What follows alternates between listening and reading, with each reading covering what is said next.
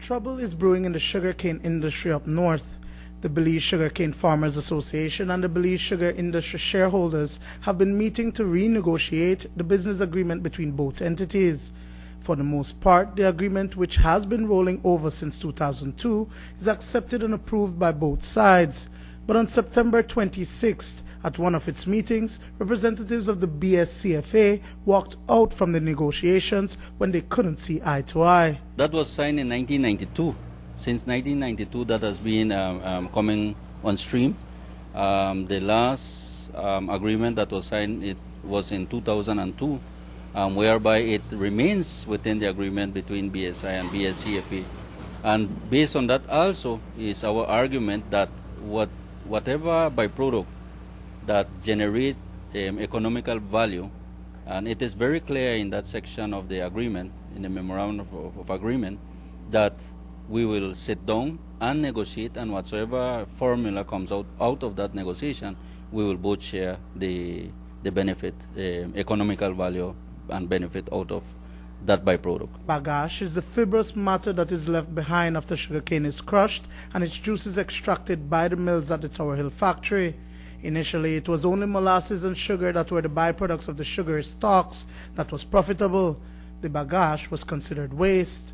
But for some years now, that so-called waste is being used by Belcogen as a biofuel used to generate electricity. That electricity in turn is being bought by Belize Electricity Limited, and millions of dollars worth of revenue is being generated.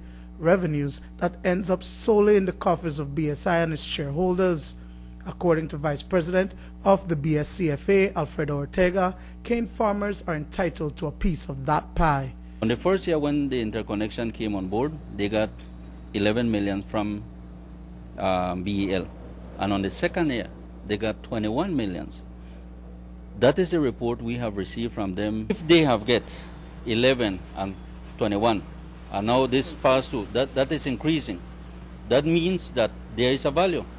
Apart from that, they are using 45 gigas, which they transform as 9 megas. They are paying Belcogen, BSI, the mill is paying Belcogen $4.498 million. And the other part, the other 23, is being paid by the Bagasse. So they have a price on the Bagasse. They have a price. So we are saying to them, since there is a value and you are getting an economical value of it, share something with us. We have placed to them $10 as a value. As in any negotiation, you know, you put an amount and then you meet to a certain point. But they are not coming even to respect us. At Friday's House meeting, Orange Walk South Area Representative Jose Mai, in his address, expressed concern about the bubbling contention.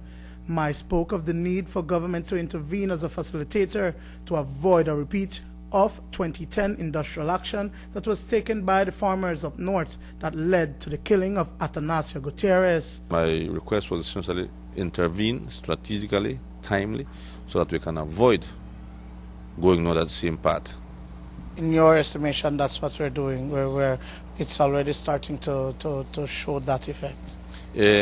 Well, I have not heard any feedback from government. I know that the farmers are still adamant. They are asking BSI to meet with them to discuss that particular issue, because it is a very important component in the business agreement between BSI and the cane farmers.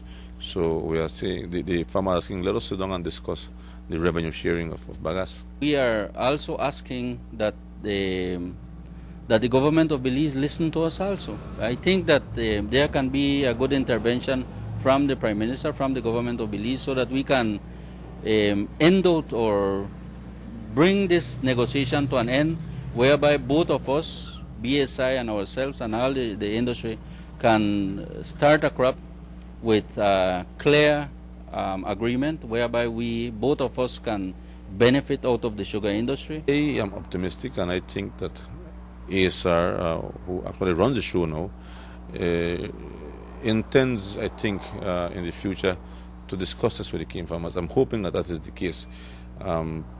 Previous management of PSI was totally disrespectful to the cane farmers. They have continuously avoided the topic. They have continuously ignored the request of the cane farmers to meet, and I'm very disappointed at that. But we know how they have operated in the past, and that's how they operate, and I'm very strong about that they have disrespected the cane farmers for too long. Dwayne Moody for News 5.